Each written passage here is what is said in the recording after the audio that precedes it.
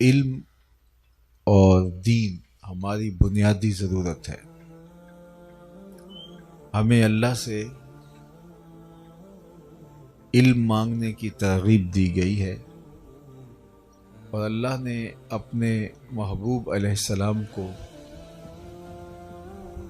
معلم بنا کر مبعوث فرمایا ہے، اور بجا طور پہ حضور علیہ السلام نے اس پر ناز کیا، انما بعثت معلما، میں معلم بنا کر بھیجا گیا ہوں۔ حضور کے سینے کو علم کے نور سے بھر دیا گیا،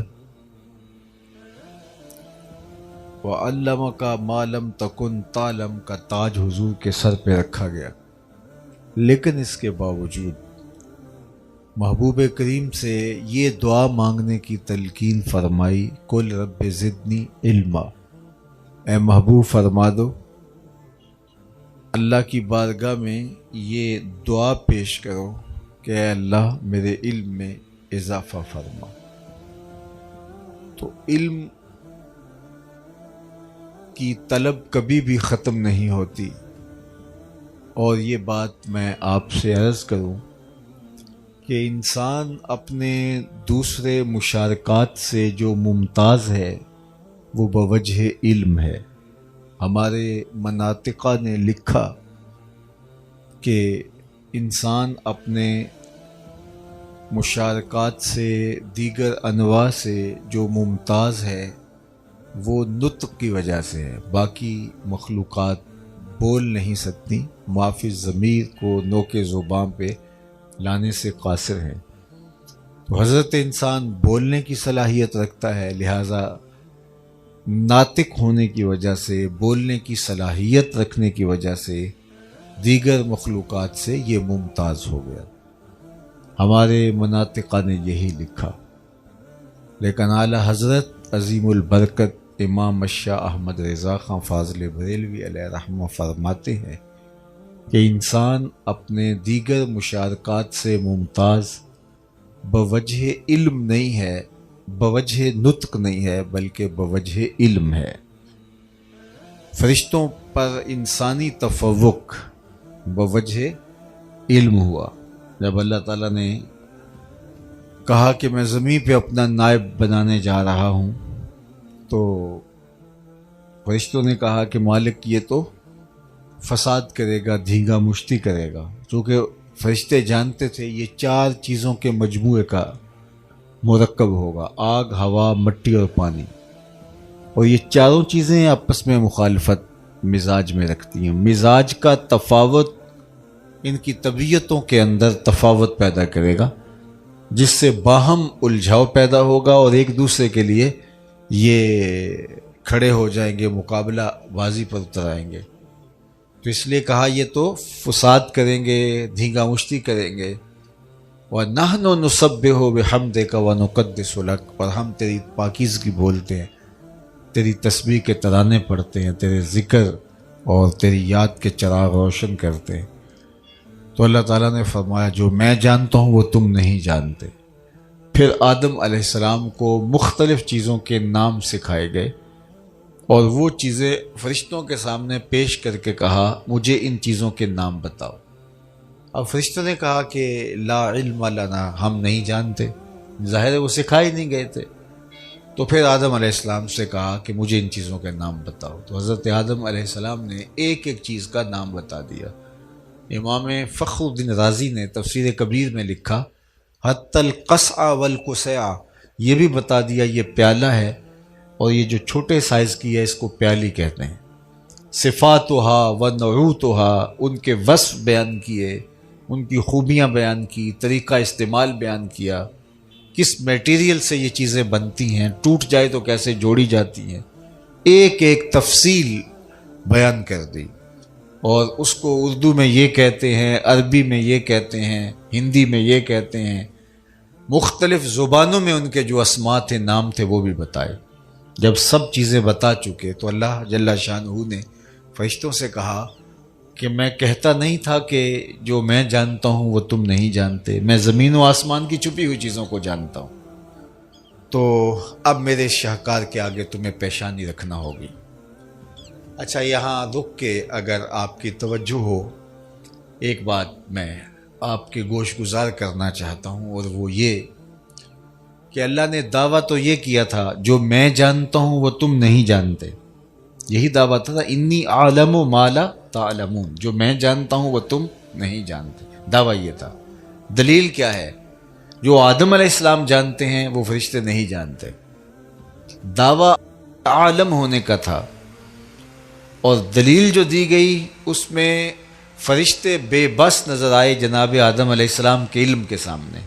دعویٰ یہ تھا کہ جو میں جانتا ہوں وہ تم نہیں جانتے، اور دلیل سے کیا ثابت ہو رہا ہے؟ جو آدم علیہ السلام جانتے ہیں وہ فرشتے نہیں جانتے۔ تو دعویٰ ہے اپنے عالم ہونے کا، اور دلیل ہے حضرت آدم علیہ السلام کے عالم ہونے کی۔ تو اس کا کیا جواب ہوگا؟ تو علماء نے اس پہ بڑی خوبصورت باتیں لکھی ہیں۔ کہا کہ حضرت آدم علیہ السلام کا وجود اللہ کے علم کا مظہر بنا، اللہ کے علم کا ظہور وجود آدم سے ہوا۔ تو کہا کہ دیکھو یہ جو میرا شاہکار ہے تم تو اس کا مقابلہ نہیں کر پاتے، اور علمی تفوق جو اسے دیا گیا ہے تو اس لیے خلافت کا استحقاق اسی کو حاصل ہوگا۔ میں اس کو ایک سادہ مثال سے سمجھاؤں کہ میں یہ دعویٰ کروں کہ میں مصور ہوں، یہ میرا دعویٰ ہو، تو آپ اس دعوے کو کیسے مانیں گے؟ میرے قد کاٹ سے اندازہ کیا جا سکتا ہے کہ میں مصور ہوں؟ میرے لباس سے، میری وضاقتہ سے، میری پگڑی کے رنگ سے، میرے بولنے کے سٹائل سے، میرے چلنے سے یہ تو معلوم نہیں ہو سکتا کہ میں مصور ہوں۔ تو دعویٰ میرا ہے میں مصور ہوں، لیکن یہ میری پگڑی نہیں بتا سکتی، میری ویسکوٹ نہیں بتا سکتی، میری چال ڈھال، میری تقریر سے یہ پتہ چلے گا یہ مقرر ہے، لیکن مصور ہے یہ تقریر سے پتہ نہیں چلے گا۔ تو پھر کیسے میں اپنے مصور ہونے کا اعلان کروں گا، اپنا مصور ہونا کیسے بیان کروں گا؟ تو میں کاغذ کا ایک ٹکڑا لوں گا اور وہ آپ کے سامنے کروں گا کہ یہ دیکھو کاغذ کا ٹکڑا ہے، اور پھر اس کے اوپر کچھ تراشوں گا۔ خوبصورت تصویر بن گئی، اور میں نے کہا دیکھو کیسی ہے؟ آپ نے کہا کمال کر دی۔ تو میں نے کہا کہ یہ میں نے بنائی ہے۔ تو آپ نے دیکھا اس کاغذ کو، تصویر وہ دیکھی، مصور مجھے مانا۔ چونکہ میرا فن مصوری ظہور پذیر ہوا کاغذ کے ٹکڑے پر، تو کاغذ کا ٹکڑا میرے فن کا مظہر بن گیا۔ فن میرا تھا، ظاہر کاغذ کے ٹکڑے سے ہوا۔ تو آپ نے مجھے مصور ماننا ہے تو میرے چہرے کو دیکھ کے مصور نہیں مان سکتے۔ مجھے مصور ماننا ہے تو میری تقریر کو سن کے مصور نہیں مان سکتے، میری چال ڈھال کو سن کے مصور نہیں مان سکتے۔ یار جب آپ مجھے دیکھ کر کے بھی مجھے مصور نہیں مان سکتے تو جس کو دیکھا بھی نہیں جا سکتا اس کو کیسے عالم مان لیا جائے؟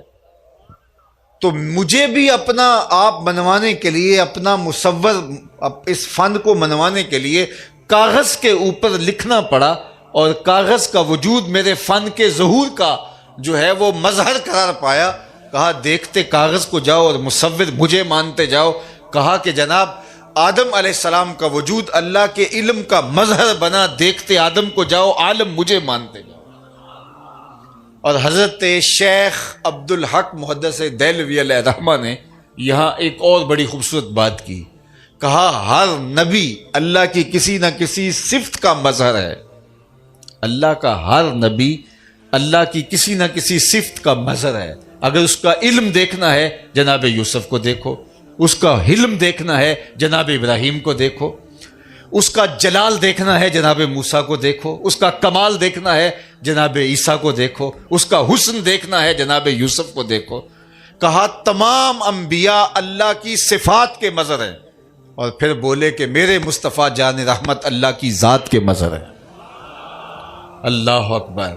سر سے لے کر پاؤں تک تنویر ہی تنویر ہے، جیسے منہ سے بولتا قرآن وہ تفسیر ہے، سوچتی ہے دنیا مصطفیٰ کو دیکھ کر وہ مصور کیسا ہوگا جس کی یہ تصویر ہے۔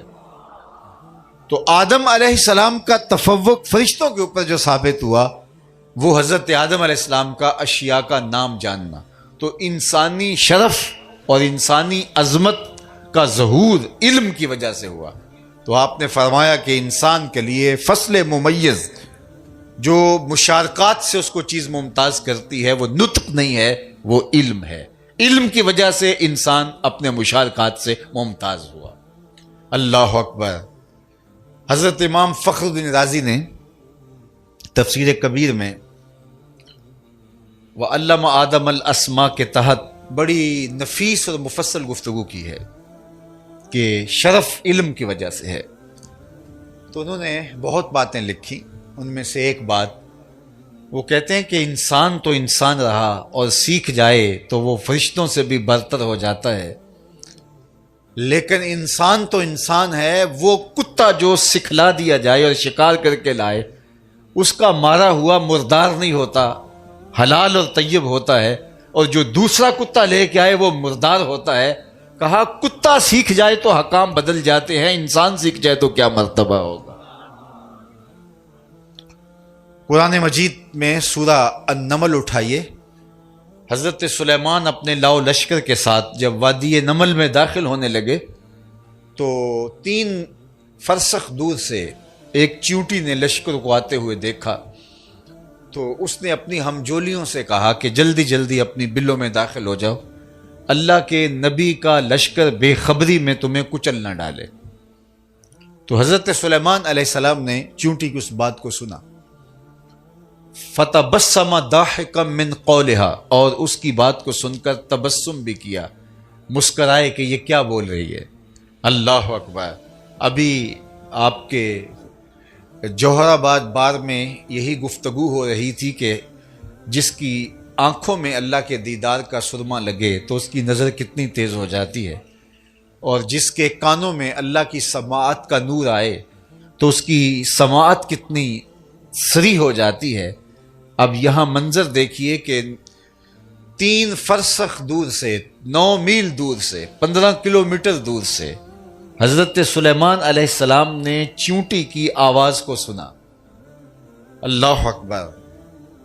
اور چیونٹی کے منہ میں زبان نہیں ہوتی، طیوریات کے ماہرین کہتے ہیں کہ چیونٹی کے منہ میں زبان نہیں ہوتی، اگر زبان ثابت کرنے جاؤ گے پھر دانت بھی ثابت کرنے پڑیں گے، اور 32 دانت گننے پڑیں گے کہ اس کے جو ہیں وہ دانت کہاں کہاں ہیں۔ تو اگر کوئی دانت ٹوٹ گیا تو کسی آپ ڈاکٹر کے پاس لے جائیں تو وہ اس کا ٹوٹا ہوا دانت کیسے جوڑے گا؟ تو اس کے دانت نہیں ہوتے۔ وہ کہتے ہیں کہ اس کے 3 حصے ہوتے ہیں بدن کے، جو سر والا حصہ ہوتا ہے اس کے ساتھ مہین سے باریک سے 2 ریشے ہوتے ہیں، بال ہوتے ہیں، اور جب اس نے بات کرنی ہوتی ہے اور ہم جولی کو کوئی میسج دینا ہوتا ہے تو وہ 2 بالوں کو قریب کر کے رگڑتی ہے، اس رگڑ سے جو آواز پیدا ہوتی ہے اس سے اپنی ہم جولی کو کوئی میسج کنوے کر رہی ہوتی ہے۔ اللہ اکبر۔ اللہ کے پیغمبر کی سماعت کا عالم یہ ہے کہ 3 فرسخ دور سے، 9 میل دور سے چیونٹی کے باریک سے بالوں کے رگڑنے سے جو آواز پیدا ہوتی ہے اس کو سنتا ہے، اور جو اس سے مفہوم نکلتا ہے اس کو سمجھتا بھی ہے۔ اور یہ اس پیغمبر کی کہانی سنا رہا ہوں جو مسجد اقصی میں مقتدی بن کے تیرے نبی کے پیچھے کھڑا تھا۔ جب مقتدی کی یہ شان ہے تو مقتدا کی شان کا عالم کیا ہوگا۔ تو چیونٹی نے جو بات کی، یہ کوئی آپ نہیں کہہ سکتے کہ یہ حدیث ضعیف ہے، یہ قرآن ہے۔ فتبسم ضاحکا من قولها، اس کی بات کو سن کر حضرت سلیمان ہنسنے لگے، اور اس نے کیا کہا تھا؟ جلدی جلدی اپنی بلوں میں داخل ہو جاؤ، اللہ کے نبی کا لشکر بے خبری میں تمہیں کچل نہ ڈالے۔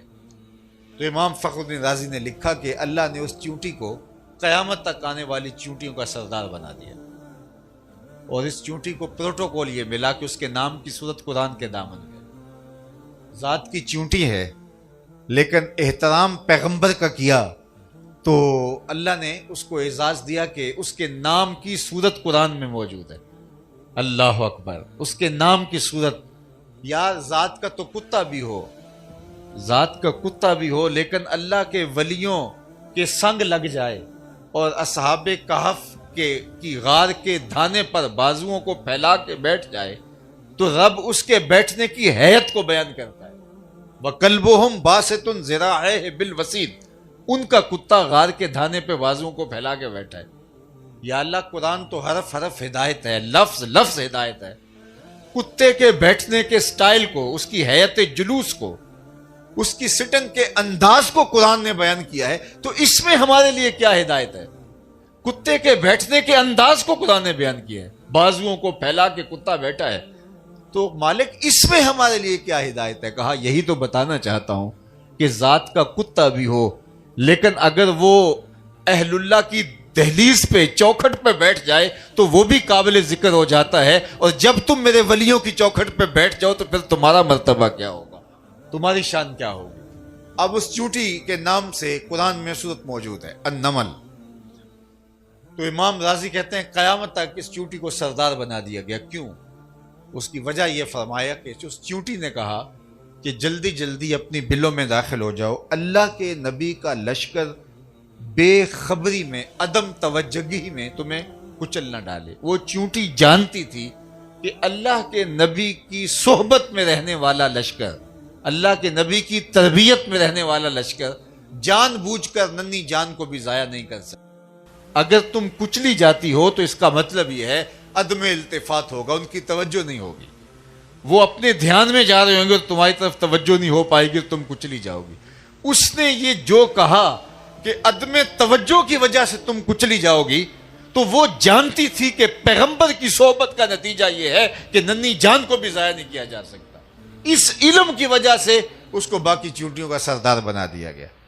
اور اگر آپ کی توجہ ہو تو یہاں رک کے ایک جملہ اور بھی کہنا چاہتا ہوں، اور وہ یہ، ایک چونٹی بھی جانتی تھی کہ پیغمبر کی صحبت پانے والا لشکر جان بوجھ کر ننھی جان کو بھی ضائع نہیں کر سکتا، اور جو اپنے بدن سے بم باندھ کر کے انسانوں کے ہجوم میں گھس جائے اور پھر پھٹ جائے اور چھوٹے چھوٹے بچوں کے جسم کے لوتھڑے دیواروں سے چپک جائیں اور پھر وہ سینے پہ ہاتھ رکھ کے ذمہ داریوں قبول کرتے پھریں کہ یہ ہم نے کارنامہ سر انجام دیا ہے، وہ پیغمبر کا لشکر نہیں ہو سکتا، شیطان کا لشکر ہو سکتا ہے. پیغمبر کا لشکر جان بوجھ کر ننھی جان کو بھی ضائع نہیں کرتا. یہ علم چونٹی کو بھی تھا، اور اس علم کی وجہ سے اس کو باقی چونٹیوں کا سردار بنا دیا. تو انسانیت کا شرف علم کی وجہ سے، علم سے انسان ممتاز ہوتا ہے. اس لیے سیدنا علی المرتضیٰ فرماتے ہیں ہم اللہ کی تقسیم پہ راضی ہو گئے، اس نے جاہلوں کو مال اور ہمیں علم کی دولت سے مالا مال کر دیا. تو علم کا نور نصیب کیا جانا، علم کا چراغاں عطا ہو جانا، یہ زندگی کا بانکپن ہے، زندگی کا عروج ہے اور زندگی کا افتخار ہے.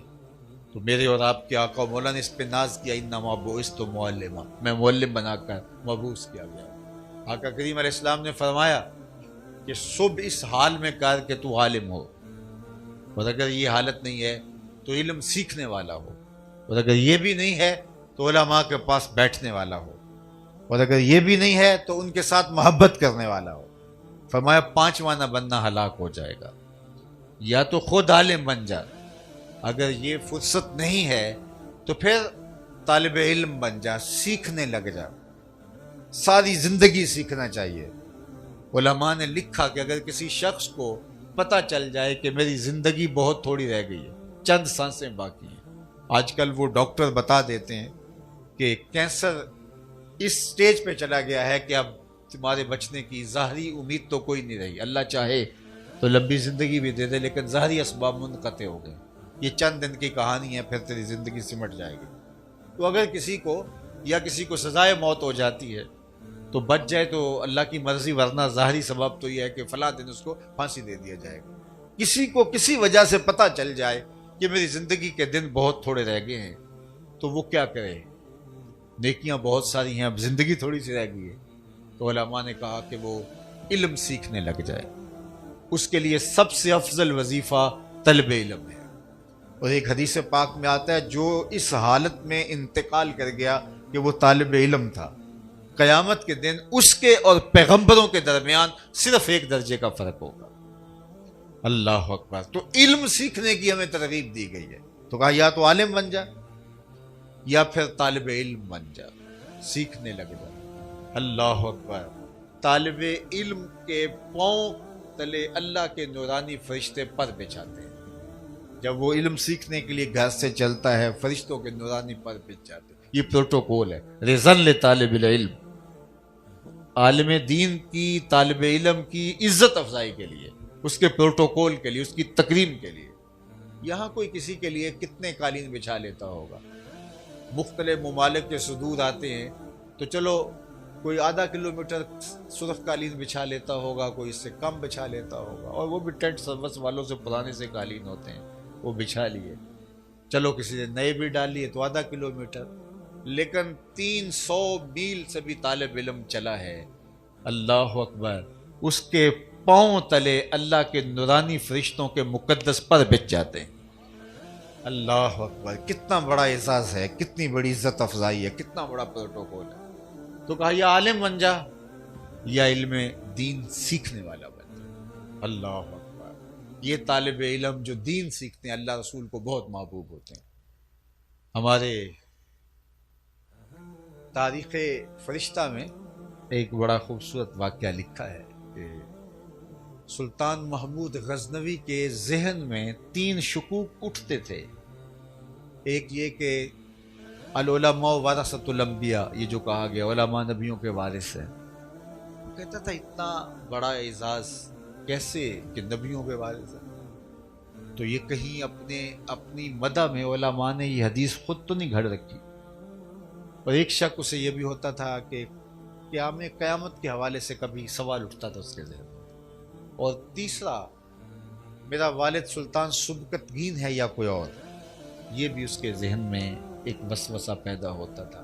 اس کو کسی نے کہا تھا کہ تو لے پالک ہے۔ تو یہ 3 شکوک اس کے خانہ ذہن میں کلبلاتے تھے۔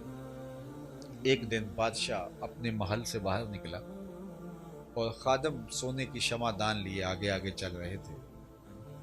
اچانک اس نے ایک منظر دیکھا کہ ایک مدرسہ ہے اور اس کی چھوٹی چھوٹی 4 دیواری ہے اور وہاں طالب علم پڑھتے ہیں۔ مدرسے کی لالٹین میں تیل نہیں ہے، اور جب وہ سبق بھولتے ہیں تو قریب جلتے ہوئے گیس کی روشنی میں جو ایک دکاندار کی دکان پر جل رہا تھا وہاں آتے ہیں، سبق دیکھتے ہیں، دہراتے ہیں، پھر چلے جاتے ہیں۔ بادشاہ نے پہلی مرتبہ علم دین کے لیے یہ تڑپ دیکھی طلباء کی، اس کا دل پسیج گیا۔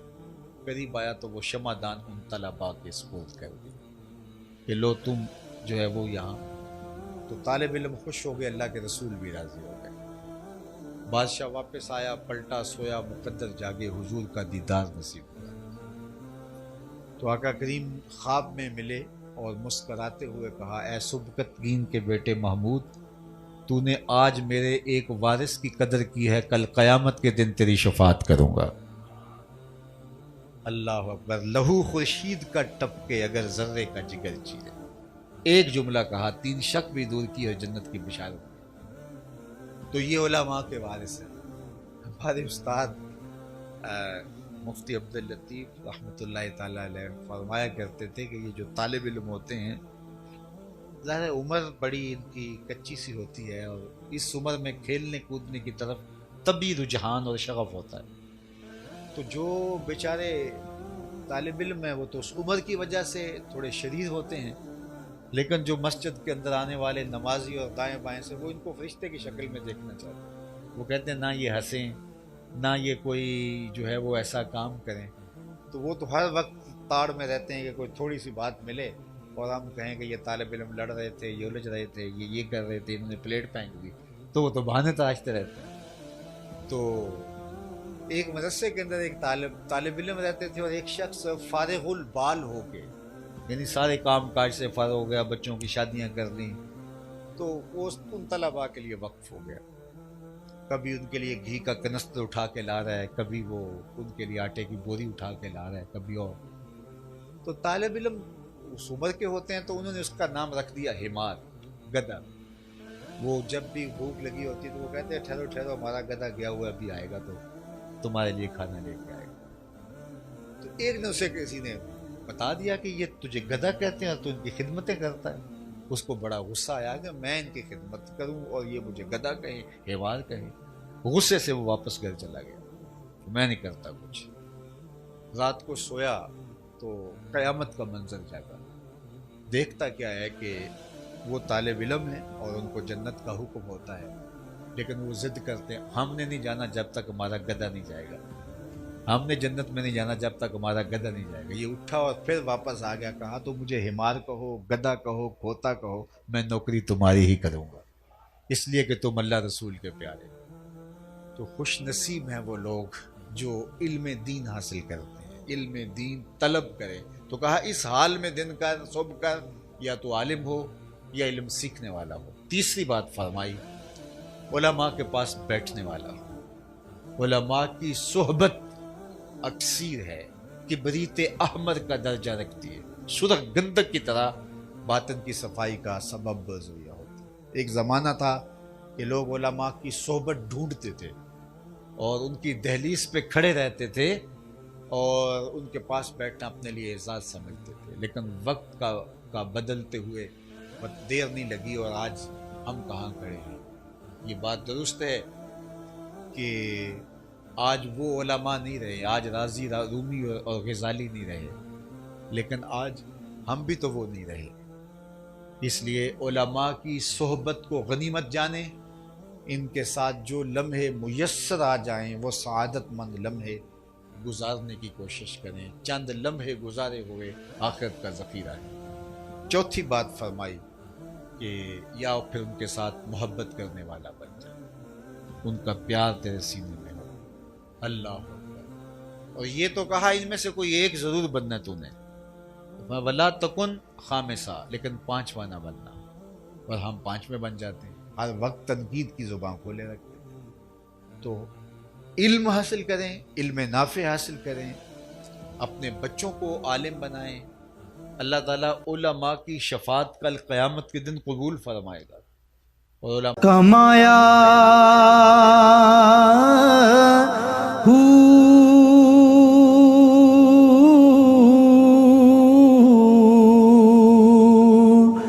نام بھج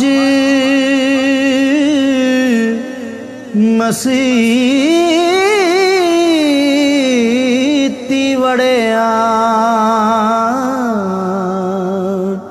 نا تسبا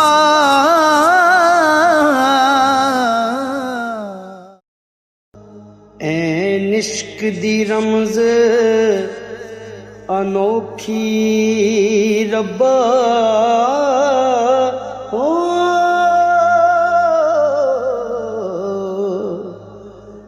تینوں نین ملا کے لٹ لیندا